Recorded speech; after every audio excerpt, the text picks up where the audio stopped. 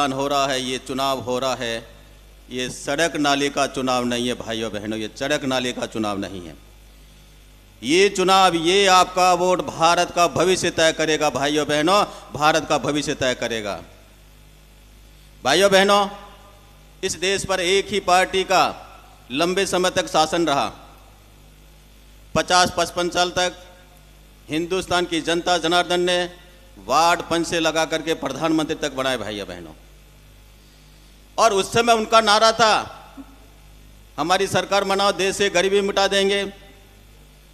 वही नारा इंदिरा जी भी बोलती थी, वही नारा राजीव गांधी जी भी बोलते थे, वही नारा सोनिया जी बोलती थी, और वही नारा आज के युवराज जी, राहुल गांधी जी, आलू से सोना बनाने वाले, आटे को लीटर में तोलने वाले, हमारी सरकार बनाओ भाइयों बहनों, मैं देश से गरीबी मिटाऊंगा।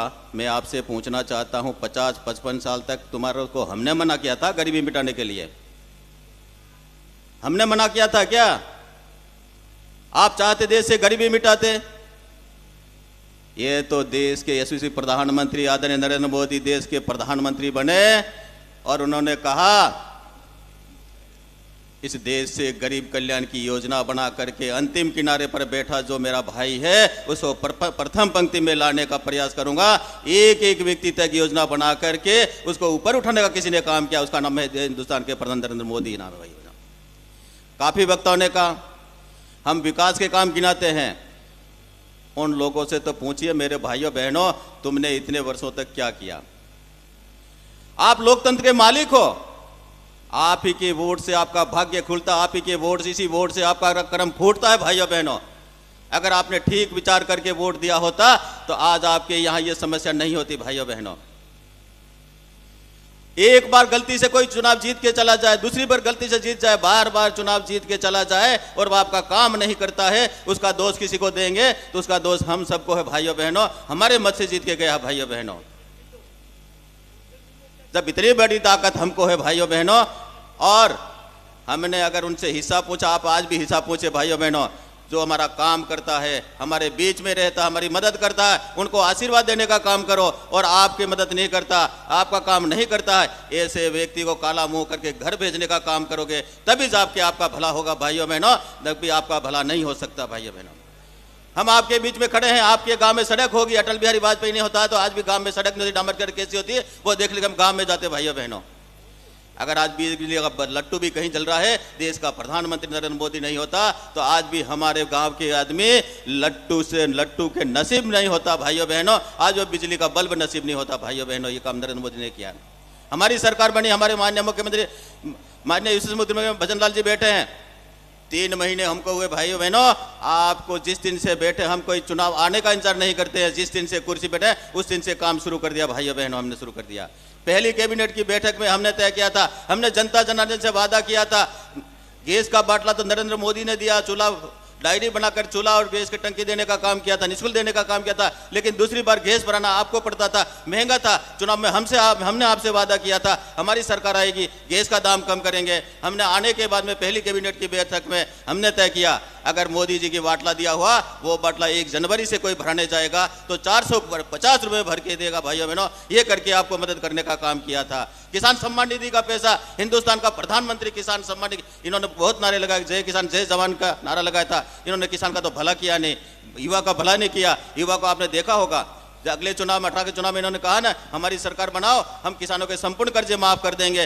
5 साल तक 1 रुपया इन्होंने माफ नहीं किया भाइयों बहनों। किसानों के साथ धोखा किया। युवा को कह दिया अगर हमारी सरकार आती है तो हम आपको सारे के सारे युवा को, तो बेरोजगार युवा को नौकरी देंगे, और नौकरी नहीं देंगे तो घर बैठे आपको बेरोजगारी भत्ता देंगे। एक भी युवा को भत्ता नहीं दिया मित्रों। और जितने भी नौकरियां निकली, एक बार ने 19 बार परीक्षाएं हुए, 19 बार पेपर रद्द हुए भाइयों बहनों। युवा परीक्षा देने जाता था, अपने पिताजी उनको कोचिंग कराता था, जमीन गिरवे रखता था, उधार लेकर के कोचिंग कराता, क्योंकि बच्चा अच्छे नंबर लाएगा और अच्छे नंबर ला करके मेरिट में आएगा तब उसकी नौकरी लगेगा, ये उनकी अपेक्षा थी। लेकिन वो बच्चा परीक्षा देने जाता था, परीक्षा दे के बाहर निकलता था और व्हाट्सएप पे या मैसेज आता था कि परीक्षा रद्द की जाती क्योंकि पेपर आउट हो गया। सारे के सारे दलाल पेपर आउट करने वाले थे, वो सारे के सारे कांग्रेस की मिलीभगत से थे। या कांग्रेस के दलाल थे, वो सारे के सारे पेपर आउट करते, और सरकार ने चलकर पेपर आउट कराए। हमारी सरकार आने के बाद माननीय भजनलाल जी मुख्यमंत्री ने तय किया SIT गठित करके जितने भी लोग पेपर आउट करने वाले थे, या तो वो जेल में हैं या वो भागते फिरे भाइयों बहनों,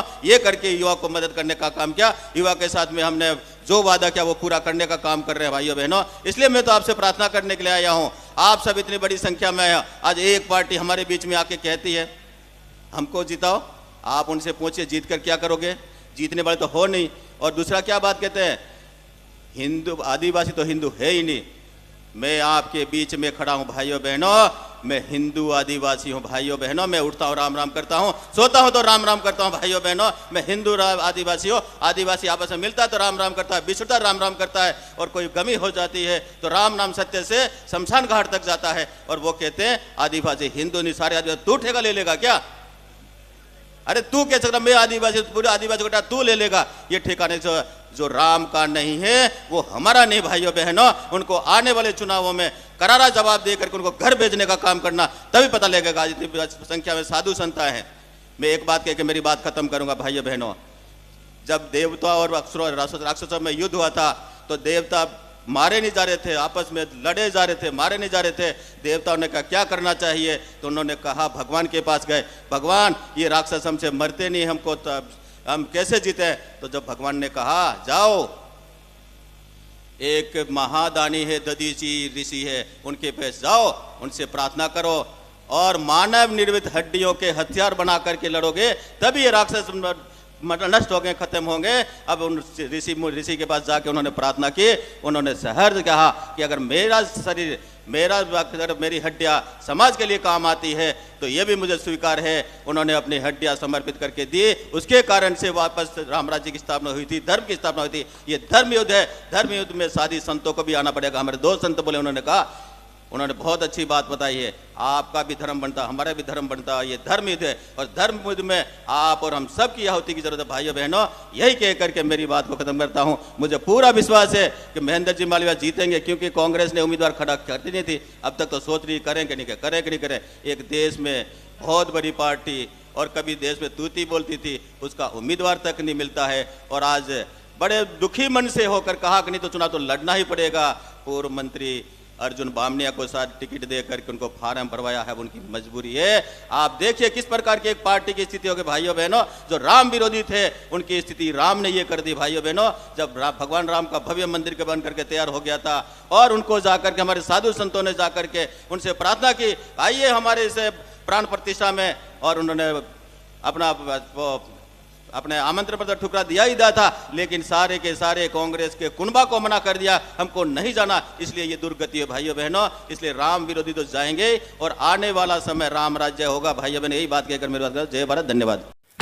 सागवाड़ा लाइव न्यूज, जी हाँ, लेटेस्ट खबर पाने के लिए चैनल को सब्सक्राइब कीजिए, वीडियो को लाइक कीजिए और शेयर कीजिए। धन्यवाद।